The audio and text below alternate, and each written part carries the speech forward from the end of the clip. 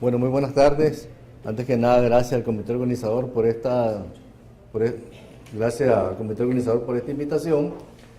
Y yo voy a hablar sobre la analgesia en el paciente crítico.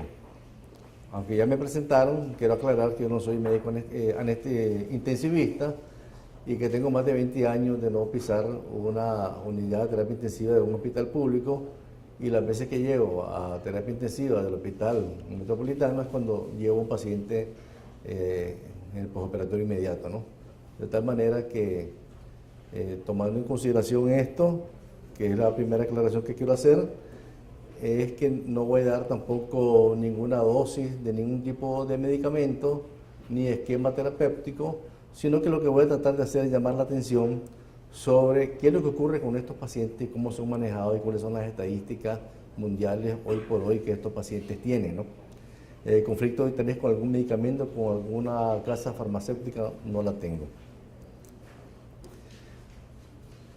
Los pacientes llegan a sala de operaciones por diversos motivos, sea por causas médicas o por causas quirúrgicas. Trauma craneoencefálico, pancreatitis, etcétera, ¿no? Hematomas subdurales, peridurales, etcétera, pues, ¿verdad? Y una vez que están en nuestras terapias, también son sometidos, aparte del dolor de base que tienen, se les ocasiona mucho dolor también en la terapia intensiva. La toma de gases arteriales, dreno de tubos en tórax, estar tomando sangre constantemente de estos pacientes, estarlos movilizando, etcétera, la sonda de Foley, la sonda de Levin, todas esas son causas que molestan al paciente en terapia intensiva, que muchas veces lo consideramos que es normal, pero es normal porque no somos nosotros los que estamos ahí, pero realmente el paciente sufre de todo esto, ¿no? Y luego tenemos las técnicas de higiene tan comunes en las terapias intensivas, el lavado bucal, por ejemplo, el lavado, pues, el aseo personal que se le hace a estos pacientes, el cambio de cama, las secreciones, etcétera, y todo esto le produce dolor a nuestros pacientes. Este es un estudio de la Sociedad Americana de Enfermeras, un estudio multicéntrico que comprendió en Australia, Canadá, Reino Unido, Estados Unidos. Fueron estudiados 6.000 pacientes y se evaluaron las primeras 6 causas de dolor. Y llama la atención de que la rotación del paciente en la cama es lo que los pacientes que sobrevivieron, que salieron de terapia intensiva, lo que más recuerdan ellos que les produjo dolor. O sea, esto es una cosa que hay que llamar bastante la atención, porque tenemos que hacerlo con bastante cuidado, y antes de hacerlo deberíamos de darle un analgésico a estos pacientes para que sufran menos.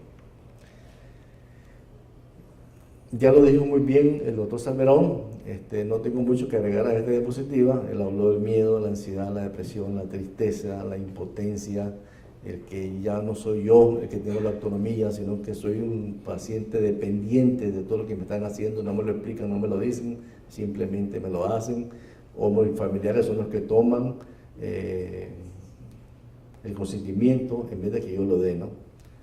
Entonces me siento solo, y no puedo dormir bien. Bueno, todas esas características de que el doctor Salmerón excelentemente bien nos comentó durante su charla anterior. En relación al dolor, pues muchos pueden llegar, como puede ser por una lesión, sensibilización primaria que se llama, ¿verdad?, o periférica, y luego tenemos la sensibilización secundaria que se da en la lámina de Raxet, y en donde el dolor se puede volver crónico. Y si no tomamos en cuenta que este paciente está teniendo dolor, este dolor se vuelve tan crónico de que puede llegar a dar lugar a desarrollar un dolor neuropático. Además, tenemos que recordar que estos pacientes están muchas veces encamados por mucho tiempo, tienen compresión de nervios, como lo mencionaron, nervios ciáticos o nervios periféricos, y que fácilmente pueden desarrollar dolor neuropático. Y ahí, cuando veamos las guías posteriores, vamos a ver el uso de gabapentinoides que son útiles en estos pacientes que están teniendo dolor. Aquí tienen ustedes un resumen de la fisiopatología del dolor, que yo creo que todos ustedes lo conocen muy bien, no vale mucho la pena, pero sí recordar, pues, que los pacientes que están encamados, que están inmovilizados, tienen mayor cantidad de secreciones. La función pulmonar en estos pacientes está comprometida hacen atelectaxia, hipoxia, neumonía, que son bastante frecuentes en las terapias intensivas, ¿no? ¿Ok? Entonces, ¿por qué es importante tratar el dolor en la terapia intensiva? En primer lugar, porque es un derecho humano. ¿Okay? Ya está eso consagrado en las Naciones Unidas incluso, y porque el dolor da una respuesta neuroendocrina o humoral. El dolor muchas veces se acompaña de agitación. A estos pacientes tenemos que sedarlos más, y al sedarlos más viene la aparición del delirio que estaba mencionando el doctor Salmerón, y entonces esto ocasiona mayor cantidad de tiempo de estadía en la unidad de terapia intensiva, pues, y esto aumenta los costos tanto para el gobierno, y si son los casos privados, pues aumenta el costo de los pacientes, porque la estadía en cuidado intensivo es cara y suman días, pues se prolonga. En relación a la epidemiología, este es un estudio sopor. Como ustedes ven, ya aquí está el nido vacío, el paciente ya fue dado de alta, ya se fue a su casa, y este estudio es un censo que se hizo a los pacientes una vez que salen de terapia intensiva, y les preguntaron pues cuál fue su experiencia en relación al dolor. Observen ustedes que el 50% de los pacientes presentaron dolor más de la mitad del tiempo que estuvieron hospitalizados en terapia intensiva. Este es un dato que nos debe de llamar mucho la atención, ¿no? Y el 15% de este 50% tuvieron dolor de moderado a severo. Estamos hablando en la escala visual análoga a la escala numérica, que tuvieron arriba de 6 de dolor. Y arriba de 6 de dolor es bastante, pues, es fuerte. Y que el 64% de los pacientes que fueron sometidos a cirugía de corazón abierto presentaron dolor de moderado a severo. Hay que ver porque la esternotomía realmente que se les practica a estos pacientes es una causa importantísima por la cual estos pacientes sufren de dolor. Entonces, ¿por qué razón en el siglo XXI todavía el dolor sigue siendo una causa importante? Pues, bueno, porque hay muchas barreras. Las primeras barreras las ponemos nosotros mismos los médicos. ¿Por qué? Porque no tenemos una actitud para modificar, para variar o para ejecutar las normas y las guías que tenemos en relación al cuidado del dolor. Aquí tenemos este ejemplo. Este es un estudio que se realizó en Buenos Aires a 37 intensivistas que trabajan en 23 centros de terapia intensiva. Cuando se les preguntó a ellos que si era importante el manejo del dolor en terapia intensiva, el 100% de ellos dijo que sí. Pero cuando los que estaban haciendo trabajo llegaron a los sitios de trabajo, comprobaron de que el 24% de las instituciones miden dolor cuando el paciente está conectado a un ventilador. Un 41% utilizan protocolos cuando ocupan sedación con analgesia. Y un 50% restante no utiliza ningún protocolo.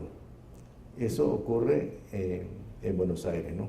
Realmente no sé si hay algún estudio en Nicaragua que pueda demostrar eso o si este estudio se puede extrapolar, pero es algo que nos debe de llamar mucho la atención. Entonces, uno de los problemas que hay es que no sabemos medir el dolor, y sobre todo en el paciente que está ventilado, pues.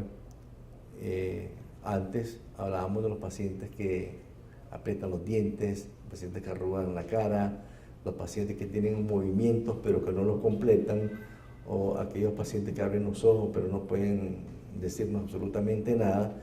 O sea, esos parámetros han dejado de ser considerados como buenos medidores para evaluar el dolor de nuestros pacientes, ¿no? Sin embargo, este estudio nos da una pauta a seguir en las terapias intensivas sobre cómo medir el dolor, y es por la expresión facial, los movimientos de los miembros superiores y los pacientes que están conectados a ventilación mecánica, cómo la toleran, ¿no? Y hay una numeración, y esa numeración pues es la que nos indica si el dolor es leve, si es moderado o si es severo, y entonces se actúa sobre esta medición del dolor, que es la que hoy por hoy se acepta en los pacientes que están sometidos a ventilación mecánica. No es lo mismo el paciente que está consciente, que puede conversar, que puede hablar, que en donde la escala numérica, ¿verdad?, y la escala visual análoga se puede hacer, pero no el paciente que está ventilado, pues, que muchas veces puede estar con mucha sedación, con analgésico, y que es difícil de evaluar. Entonces, este parámetro ayuda mucho.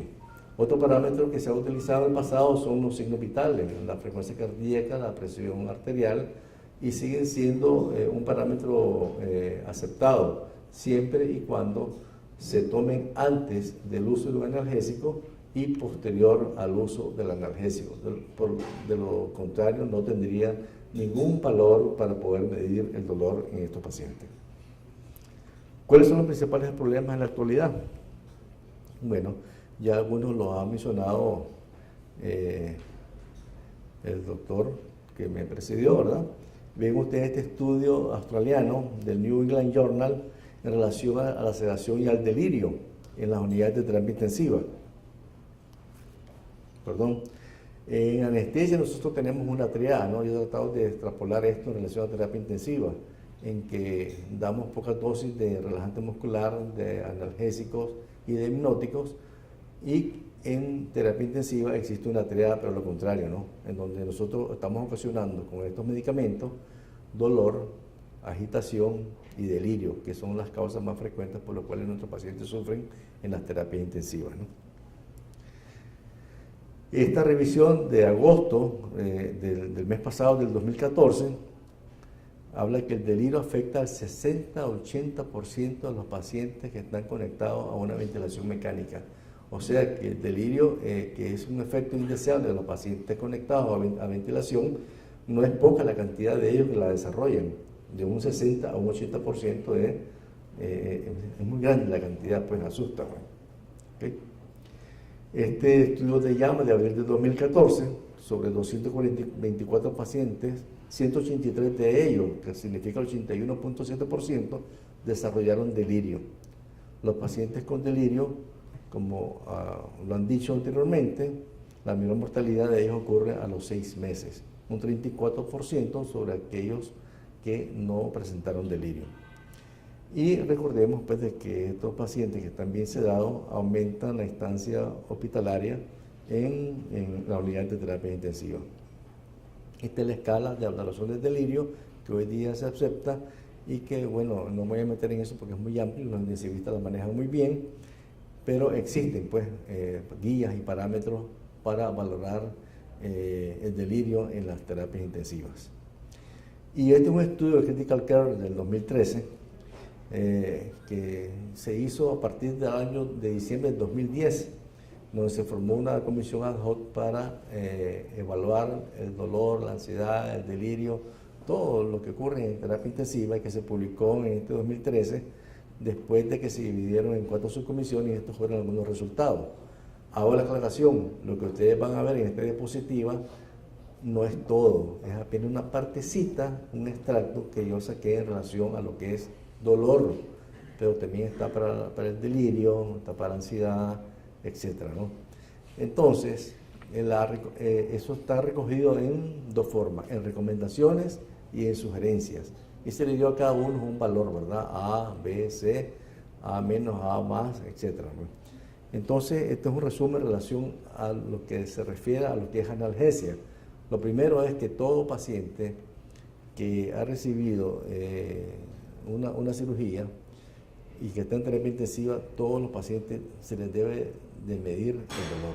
Esa es una premisa, pues, ¿no? Reconocer que en cirugía de corazón abierto, el género, el sexo femenino, presenta una mayor incidencia de dolor que el hombre. Que la escala BPS que les mencioné anteriormente es en los pacientes que están conectados a un ventilador la mejor forma de medir el dolor, menos aquellos pacientes que tienen una lesión cerebral. Y que los signos vitales son útiles siempre y cuando, como dije, se toman antes de utilizar un analgésico y medirlo después de que se usa el analgésico. De lo contrario, no tendría ningún valor. Que hay que cumplir con las guías de la pseudoanalgesia para ventilación y que la pseudoanalgesia tiene una aceptación bastante alta, pues de más 2B.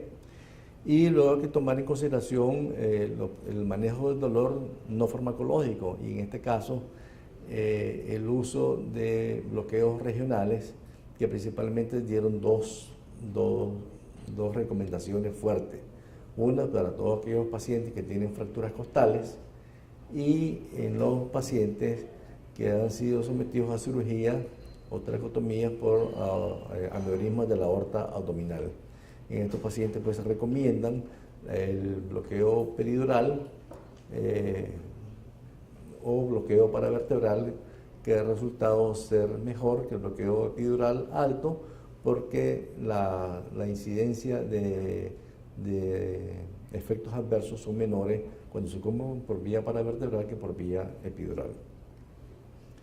¿Cuál es nuestra realidad? Pues nuestra realidad tampoco la conocemos, pero sí, este es un estudio de julio de este año de 51 unidades sobre 712 pacientes, ¿verdad? Estaban conectados a ventilación mecánica. Las guías de sedación se cumplieron solamente en el 53% de los casos. De dolor, fíjense bien, la más baja, 19.1%, y el delirio, que es una causa de mayor estancia hospitalaria, solamente se cumplió en el 5.2%. O sea, esto debe ser realmente algo que nos debe preocupar y que nos debe de llamar la atención. Y las unidades que usaban protocolo solamente fue el 25%. Ahora, la interrupción diaria de los pacientes que están recibiendo sedación, que la interrupción viene a ser ahora un control de calidad de las unidades de terapia intensiva en los hospitales acreditados, pues se debe de hacer una interrupción que debe ser no menor de 3 horas hasta 6 horas diario. Y si no se cumple con esto, pues es casi significativo que estos pacientes van a tener problemas psicológicos si sobreviven a la terapia intensiva, ¿no? Entonces la interrupción en estas unidades que fueron sometidas a este censo, solamente 42.1% de ellas se practicaba la interrupción diaria de la sedación. Bueno, realmente esto es todo lo que yo les traía en relación a la analgesia en el paciente crítico. Espero haber cumplido con el objetivo de llamar la atención en todos ustedes de la importante que es el manejo de cumplir con las guías de protocolos, que realmente, pues, si no se cumplen en España, en Alemania, en Austria, ni en Argentina, yo debo suponer que también nosotros las cumplimos. Muchas gracias.